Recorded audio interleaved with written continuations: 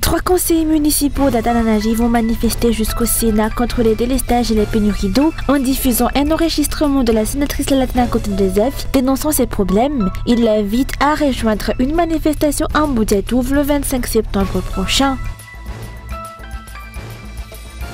Le FEMZNA, une association qui regroupe les familles des victimes de l'affaire d'Abou Malaz, a été créée. Elle vise à soutenir psychologiquement les victimes, défendre leurs droits, prévenir de futurs incidents et mener des actions sociales et éducatives tout en attendant l'ouverture du procès. Dans l'actualité internationale, une grève à l'appel de l'intersyndicale a eu lieu ce jeudi 18 septembre en France, une journée de mobilisation nationale.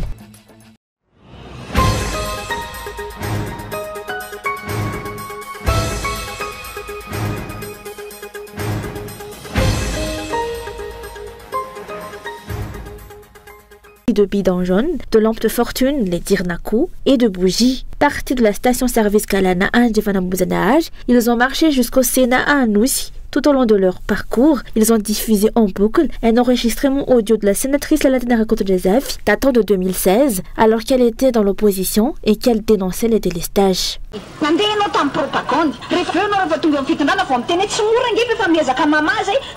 Vous avez fait de la propagande, mais une fois au pouvoir, vous dites que ce n'est pas facile et que vous essayez de trouver des solutions. Alors pourquoi avoir promis à la population ce que vous saviez impossible? Vous vous êtes dit que vous pouviez mentir car les gens sont facilement manipulables. Ils nous ont menti. C'était des discours solennels. La terre et le ciel en étaient témoins, mais ils n'ont pas eu honte de tromper.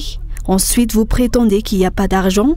Que pouvez faire sans moyens? Si c'était le cas, vous n'aurez pas dû mentir, mais tenir un discours réaliste. Et les citoyens qui réclament la fin des délestages devraient avoir le droit de manifester à Mboujatouf. J'en ferai partie pour exiger cela, non au délestage, car la population souffre.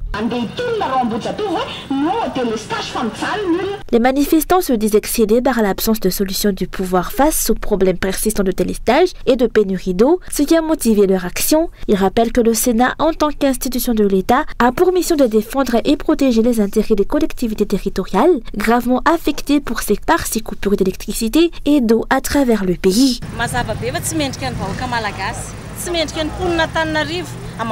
Il est clair que cette situation n'est pas digne des citoyens de la capitale. Aujourd'hui, la liste des délestages tourne en compte 14 pages à travers la ville, avec une durée minimale de 4h30. Les habitants d'Antananarivo méritent-ils cela? C'est pourquoi nous nous levons en tant que collectivité territoriale décentralisée. Il est de notre devoir de représenter la population auprès des institutions. Nous avons en main l'épreuve de ce manque d'eau et d'électricité.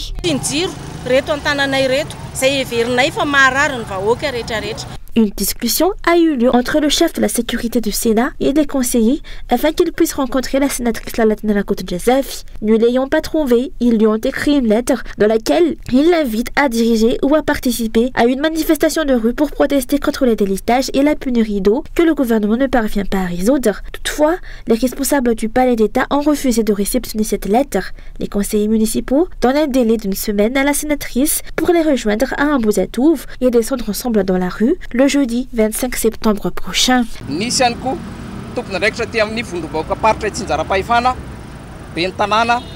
Il y a des maires et des conseillers qui n'ont pas encore été élus. Cela signifie que les conditions ne sont pas réunies pour permettre aux grands électeurs de voter pour les sénateurs. Nous attendons donc la sénatrice Lalatina Kotun-Joseph à Mboujatouf avec tous les bidons jaunes et les dirnakou de ceux qui en ont assez des coupures d'eau et d'électricité. Nous allons immédiatement demander l'autorisation à la mairie d'Antananarivo et à la préfecture. Quelle que soit la réponse, les bidons jaunes et les dirnakou attendront cette sénatrice à Mboujatouf jeudi prochain à 11h.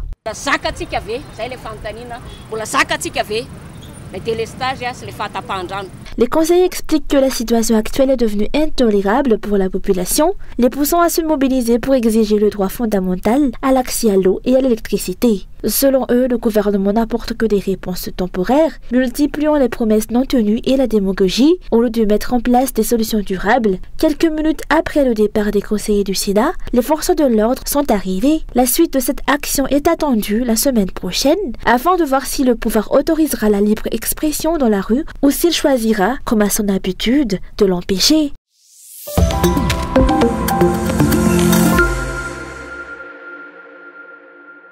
3 mois après leur arrivée à Ivatu, accueillis en grande pompe par Andrazuel en présence de plusieurs chefs d'institutions et élus, les bus électriques destinés au transport public ne circulent toujours pas.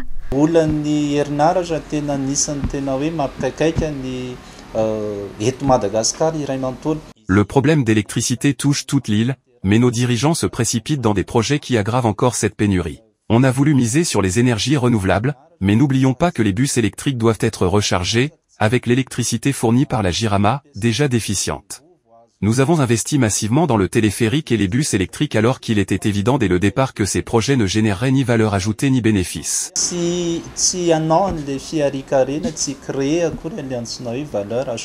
À l'origine, les véhicules électriques ont été conçus dans les pays développés pour protéger l'environnement grâce à des recharges alimentées par des énergies renouvelables. Mais à Madagascar, ce sera le carburant qui servira à produire l'électricité nécessaire pour recharger les batteries, une électricité déjà insuffisante pour les entreprises et les ménages et qui sera encore détournée vers les bus électriques et le téléphérique.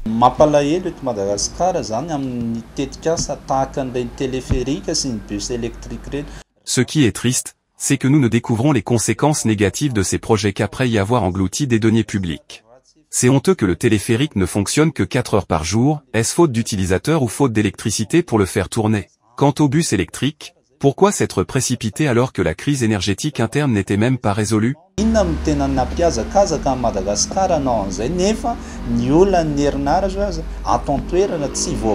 Au départ, toute critique de ces projets était perçue comme une attaque contre le président, mais aujourd'hui le régime Radziwiłł est jugé par ses propres choix. La réalité est claire, faire rouler ces bus est presque impossible. Le prix du billet ne couvrira jamais les coûts réels, car l'électricité nécessaire coûte plus cher que ce qui sera perçu. Pire encore, avec les délestages incessants, rien ne garantit que les batteries puissent être rechargées à 100%. Les passagers risqueraient même de tomber en panne en pleine route et de voir leur mésaventure relayée sur Facebook. Alors faut-il attendre la mise en service d'un hypothétique parc solaire dont on ignore encore l'échéance pour que ces bus circulent? Ou connaîtront-ils le même sort que le téléphérique qui consomme énormément d'électricité, n'attire que peu de passagers et reste limité à 4 heures d'utilisation par jour? Dans tous les cas, des milliards d'alliages et des dettes contractées par l'État se retrouvent immobilisés dans des projets sans lendemain, alors que ces fonds auraient pu servir à renforcer l'éducation, la santé ou les infrastructures routières. Ces choix traduisent l'improvisation et l'incompétence du régime Radziwiłł. Le parallèle avec l'achat de 20 000 poulets de chair par un éleveur non prévoyant est frappant. Il a dépensé pour les acquérir avant de se rendre compte qu'il fallait ensuite les nourrir et en prendre soin. Sous ce régime, le char est systématiquement placé avant les bœufs.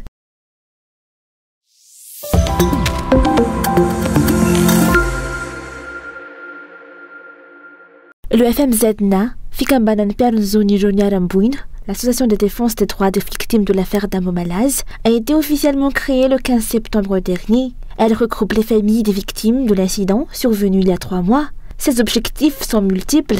Apporter un soutien psychologique, exiger le respect des normes de santé, sensibiliser et inciter à la prise de responsabilité, prévenir de futurs drames similaires et mener des actions sociales et éducatives au bénéfice de la communauté. Le FMZNA attend désormais l'ouverture du procès sur l'affaire.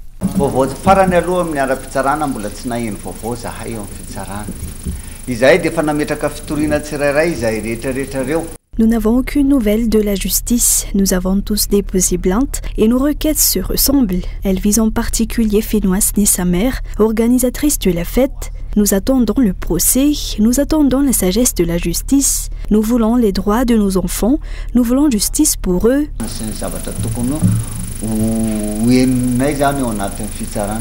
Lors d'une conférence de presse, l'association a exprimé ses doutes concernant la famille organisatrice de la fête. Les proches de Fenoise, qu'ils aient perdu un enfant ou qu'ils aient encore un enfant en traitement suite à l'incident, n'ont pas rejoint le FMZNA.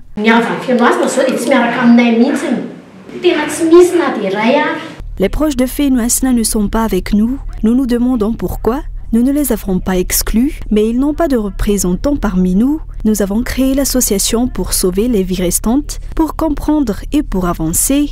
Peut-être par peur ou par crainte, ils ne nous ont pas rejoints. Pourtant, ils devraient être avec nous, car nous avons tous vécu la même tragédie.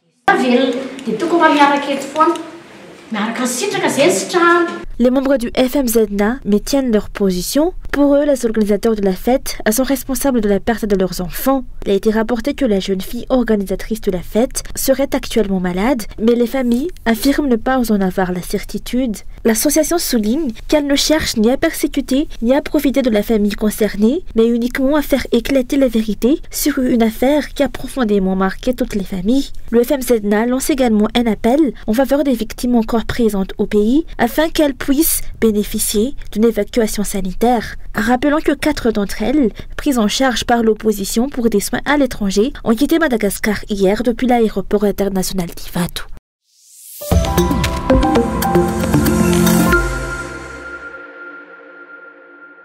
La caution pour se présenter aux élections sénatoriales à Madagascar a été fixée à 60 millions d'ariages par liste de candidats. Cette hausse constitue un véritable obstacle pour ceux qui ont des idées, de l'expérience ou des compétences et qui souhaitent contribuer à l'amélioration de la vie de la nation. Pour le régime Rajoelina, seuls ceux qui disposent de ressources financières doivent pouvoir accéder au pouvoir.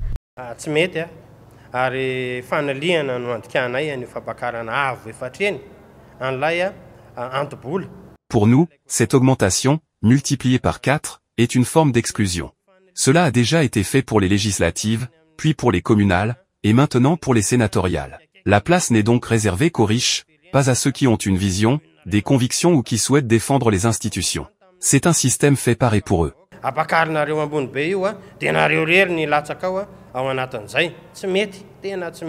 Les dirigeants favorisent ainsi l'accès des plus riches, écartant ceux qui pourraient convaincre les électeurs sur leurs idées et leurs compétences. Pourtant, beaucoup des candidats aisés ne respectent pas la loi, sont affairistes, corrompus, abusent de leur pouvoir et manquent de l'éthique nécessaire pour occuper leurs fonctions, selon les explications. Par ailleurs, il est prévu que les élections sénatoriales se tiennent au niveau de chaque commune et non plus au niveau du district comme auparavant. Ironiquement, Rajoelina et ses partisans s'étaient opposés à ce mode de scrutin lors du mandat du HVM, dénonçant un risque accru de fraude. Le passage au niveau communal démontre que la priorité n'est pas le développement du pays, mais la consolidation et le maintien du pouvoir par tous les moyens. Cette manipulation est déjà visible dans la préparation de l'élection sénatoriale à laquelle sont confrontés les grands électeurs. La tenue de cette élection en décembre s'annonce donc problématique. Reste à savoir quelle sera la réaction de la CENI, qui tente de restaurer son image après des scrutins entachés de fraude et de vol de voix durant ces 4 dernières années. La CENI acceptera-t-elle de laisser se dérouler ces élections au niveau communal ou démontrera-t-elle enfin son indépendance en garantissant un scrutin équitable? Continuerons-nous à assister à ces manipulations habituelles?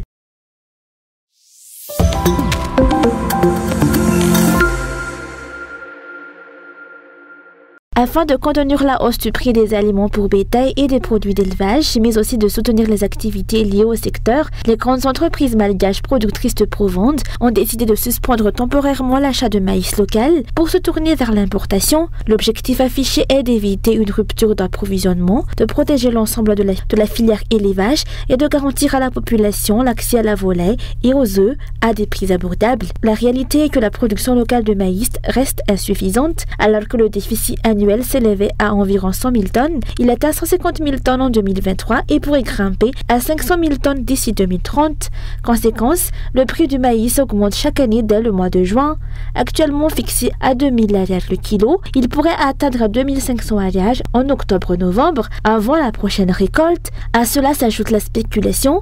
De nombreux collecteurs stockent le maïs pour faire grimper les prix. Pour l'heure, on ignore encore le volume qui sera importé, mais à titre de comparaison, 26 000 tonnes avaient été autorisées l'an dernier. Il convient de rappeler que le maïs joue un rôle majeur à Madagascar. Il est utilisé à la fois pour l'alimentation humaine, la provende, la fabrication de boissons et d'autres produits alimentaires. Près de 50% de la production locale est destinée à la provende, dont 60% est composée de maïs.